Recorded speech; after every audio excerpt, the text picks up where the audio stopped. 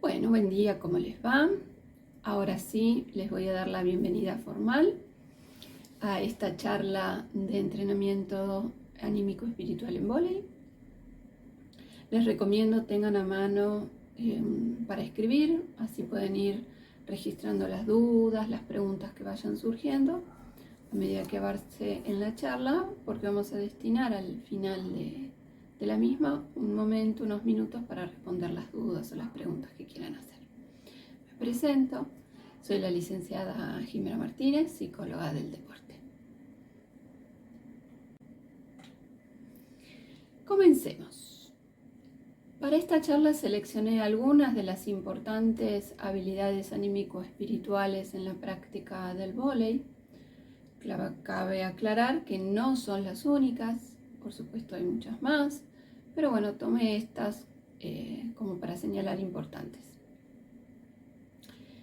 Y son la percepción y la atención, la toma de decisiones, la motivación, las habilidades interpersonales y el control inhibitorio.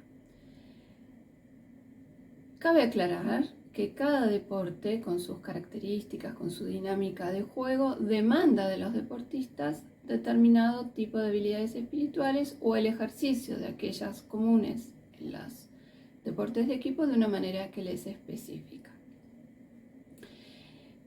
Y surge de la combinación, estas habilidades, de la combinación de las habilidades que posee el deportista de manera individual y aquellas que es recomendable que tenga en tanto forma parte de un equipo y trabaja junto a otros en el logro de objetivos.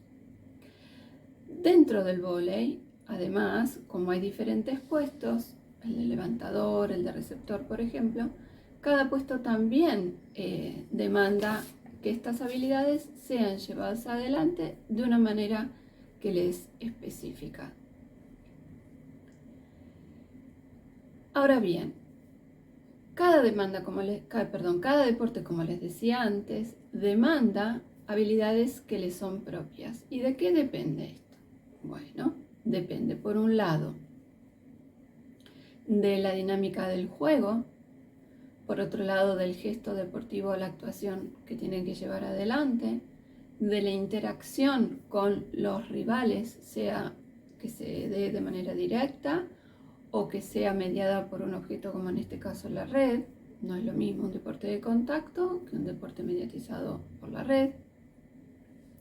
El tamaño de la cancha, el contexto deportivo y los elementos involucrados, por ejemplo, la pelota. Dicho esto, voy a comenzar por el título de esta charla. Dice entrenamiento de habilidades anímico-espirituales. Bueno, ¿a qué me refiero cuando hablo de habilidades anímico-espirituales? Por un lado tenemos lo anímico o psicológico que involucra, por un lado, la gestión de las emociones o el ámbito del sentir, el control del pensamiento o el pensar, y la vivencia del propio cuerpo o lo que nosotros llamamos en psicología corporalidad. ¿Por qué hago esta distinción? Porque es común encontrar en los textos que se identifique lo psicológico exclusivamente con la mente, con lo mental. Y desde el punto de vista que yo trabajo, de la perspectiva que yo trabajo, tengo en cuenta todos los elementos, porque están integrados en el ser humano, no están por separados. En cualquier gesto deportivo o cualquier actuación que lleva adelante el deportista, trabajan de manera integrada. Es posible que resalte uno por sobre el otro de acuerdo a la demanda de la situación o deportiva, pero trabajan en conjunto. Están interrelacionados y son dependientes entre sí.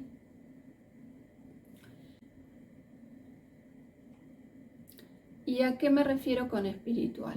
Bueno, esta es una división entre anímico y espiritual que es artificial. Reitero, en el ser humano todos los aspectos o dimensiones están unidas. Esta es una separación exclusivamente a fines didácticos.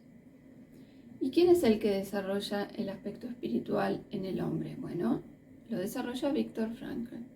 Y dice que el aspecto espiritual es aquel exclusivamente humano que no compartimos con los animales. Y dentro de este aspecto espiritual tenemos la voluntad, la capacidad para conocerse y reflexionar, conocerse a sí mismo en la actuación junto con otros, tomar conciencia de sí mismo, poder pensarse a sí mismo en situación junto con otros, la capacidad para regular la conducta, es decir, cómo actúo, de qué manera, con qué intención, en qué momento, la capacidad de libertad, digamos, la libertad y responsabilidad y valores, frente a una posibilidad de acción que se le pueda plantear a cualquier deportista, él necesita elegir una u otra y frente a esa elección responde ante sí mismo y ante sus compañeros. Y esa actuación va a estar sostenida en valores. Un aspecto fundamental en deportes de equipo es la autotrascendencia.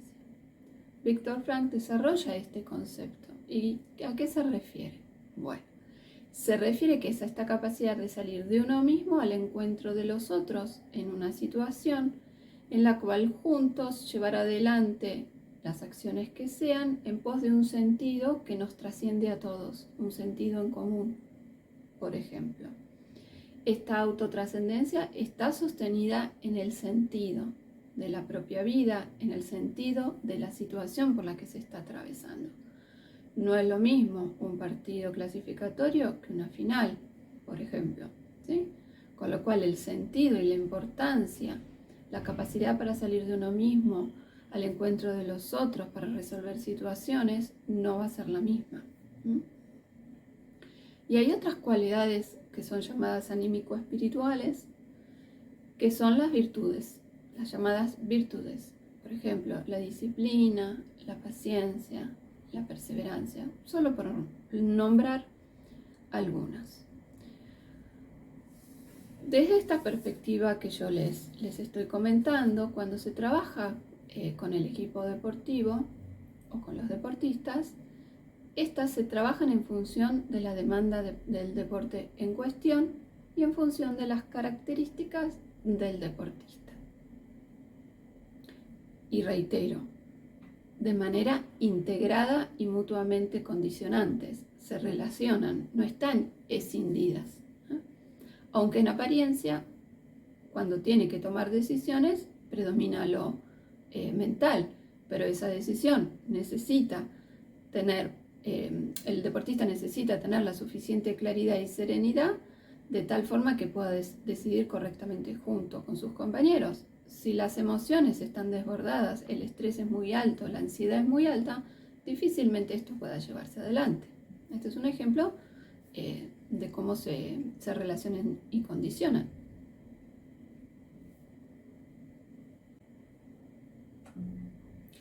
¿Y cuáles voy a seleccionar para esta charla y abordarlas brevemente? Bueno, voy a tomar las habilidades anímico-espirituales, que son la toma de decisiones y las habilidades interpersonales. Estas tienen una profunda relación, están realmente muy relacionadas. ¿Y qué aspectos están involucrados en la toma de decisiones? Bueno, por un lado tenemos la percepción y por otro lado tenemos la atención selectiva. Es decir, la toma de decisiones se da en un proceso perceptivo que es visual y espacial, o también se lo denomina visoespacial. Una percepción, un proceso perceptivo visoespacial. ¿De qué? De aquellos estímulos relevantes en la situación deportiva. Por ejemplo, la pelota, la ubicación de mis compañeros, las señas de mis compañeros para llevar adelante una determinada estrategia, la ubicación o los movimientos del rival y el propio lugar dentro de la cancha en relación a mis compañeros y a la estrategia que se quiere llevar adelante. Entonces, en la toma de decisiones están involucradas, por otro lado, además, la lectura del juego, el conocimiento de la dinámica de juego, la demanda de interacción que se da en la situación deportiva específica en interacción con los compañeros. De esta combinación de elementos, porque no es que uno va después del otro, es un proceso en el cual forman parte todos estos elementos, se toma la decisión de cuál es la mejor estrategia en combinación, en comunicación con mis compañeros. Y entonces es ahí cuando se lo lleva adelante a la estrategia o al gesto deportivo. Como ven, la toma de decisiones es un proceso que involucra varios elementos. Y un elemento fundamental, que lo voy a nombrar solamente porque es importante tenerlo en cuenta, es que dentro de este proceso, cuando el deportista está evaluando diferentes opciones en función del conocimiento de la dinámica de juego, en función del desarrollo del juego, de la lectura del juego que se está dando, de lo que se necesita resolver a partir de la percepción y la atención selectiva, el deportista lo que hace es controlar de hacer, es decir, tiene un control inhibitorio de su conducta frente a todas las posibilidades de acción que se le presentan. Y elige uno, y ese es el que lleva adelante. ¿En función de qué? Un aspecto fundamental, como yo les decía, es la interacción con los compañeros. Entonces, los deportistas tienen que desarrollar las habilidades interpersonales.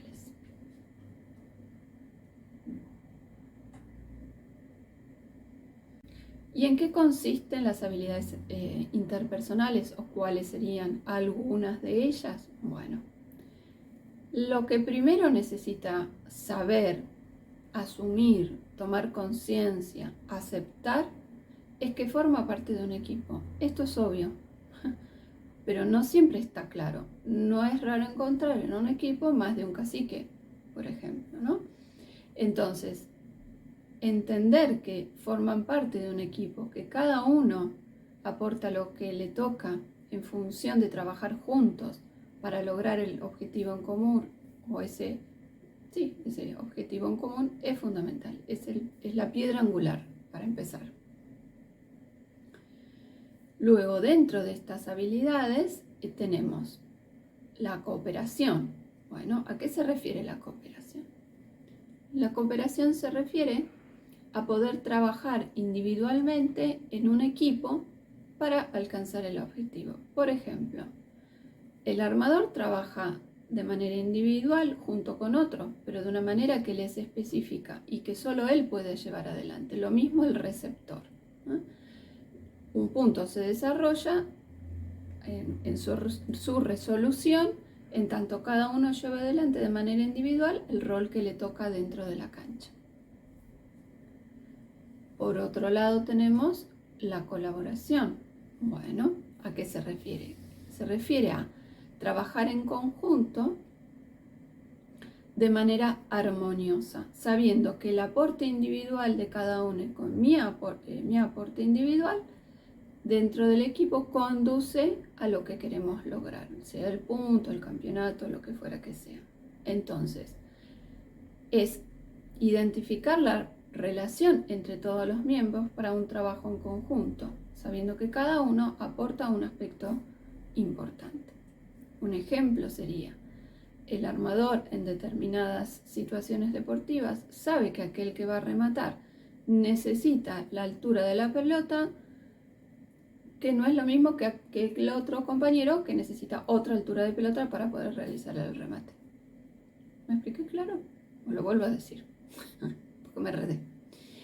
Un ejemplo es, el armador que tiene el compañero que va a rematar sabe que él necesita que la pelota tenga una altura determinada para que el remate sea efectivo en función de la situación deportiva. Ahí me expliqué mucho mejor.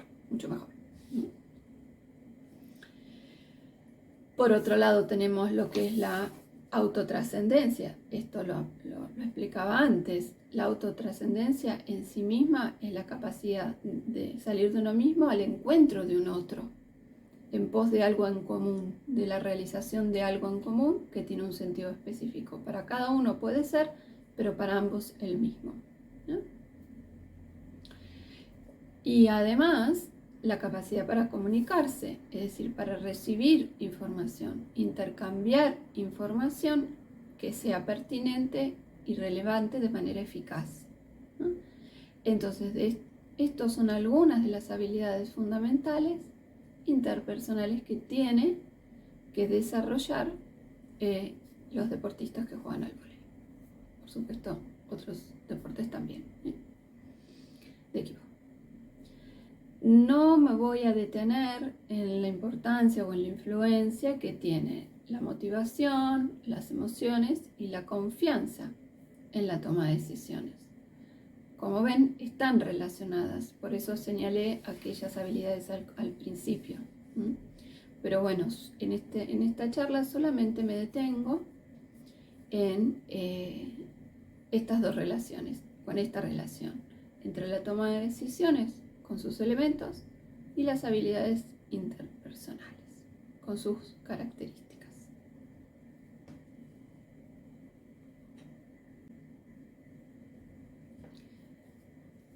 Les dejo para pensar dos preguntas en función de esto que veníamos viendo, que yo les venía explicando.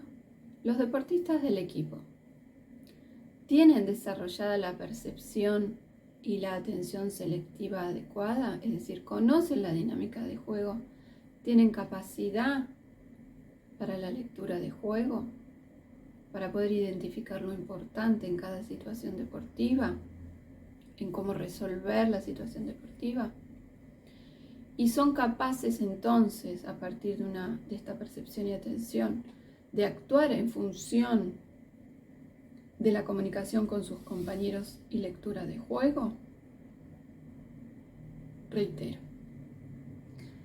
¿tienen desarrollada la percepción y la atención selectiva adecuadas? ¿Y son capaces de actuar en función de la comunicación con sus compañeros y lectura de juego?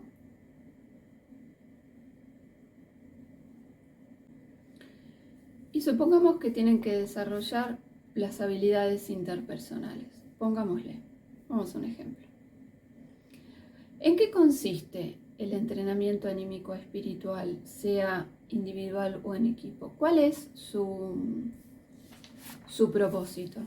Bueno, por un lado está el autoconocimiento del deportista para consigo mismo y en relación del conocimiento de sus compañeros. Por otro lado está la capacidad de autogestión. ¿Esto qué quiere decir? Que sea capaz de tener autonomía para pensar y resolver y llevar adelante solo o junto con sus compañeros. ¿Para qué? Para la autosuperación, es decir, para lograr una mejora en su desempeño de todas las habilidades requeridas, las que posee, o en el aprendizaje de aquellas que no posee o que necesita desarrollar. ¿Para qué? Para el logro de objetivos. El entrenamiento anímico espiritual o entrenamiento psicológico, para hacerlo más breve, se da junto con el entrenamiento físico, técnico y táctico. Sigue las indicaciones o los objetivos o el norte planteado por el entrenador. Se da en conjunto. Él es el que tiene la brújula, el manejo del equipo. Desde lo psicológico del entrenamiento se acopla, acompaña este direccionamiento y objetivos que les va dando el entrenador.